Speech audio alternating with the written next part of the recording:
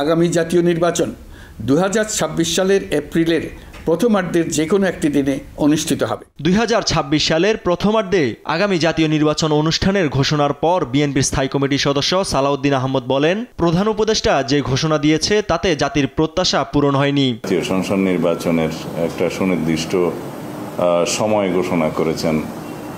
আগামী বছরের এপ্রিলের প্রথমার্ধে যে কোনো দিন জাতীয় সংসদ নির্বাচন অনুষ্ঠিত হতে পারে।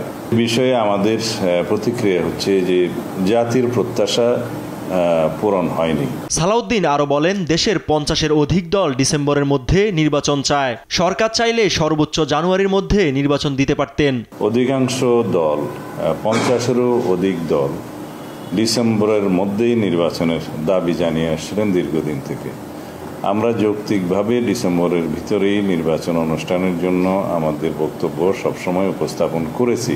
এদিকে নির্বাচন নিয়ে প্রধান উপদেষ্টার ভাষণকে ইতিবাচক হিসেবে দেখছে জাতীয় নাগরিক পার্টির আহ্বায়ক নাহিদ ইসলাম। তিনি বলেন, জুলাই ঘোষণাপত্র অনুযায়ী সংস্কার ও বিচার আগে হলে নির্বাচনের তারিখ নিয়ে তাদের আপত্তি নেই। নির্বাচনের তারিখ নিয়ে আমরা এর আগেও বলেছি, আমাদের জুলাই যদি সংস্কার এবং বিচার প্রক্রিয়াটা নিশ্চিত হয় এবং তার রোডম্যাপটা তৈরি থাকে, তাহলে নির্বাচন ডিসেম্বর থেকে জুন যে কোনো সময়ের মধ্যেই হতে পারে। সেটা এপ্রিল উনি বলেছেন, সেটা এপ্রিলও হতে পারে।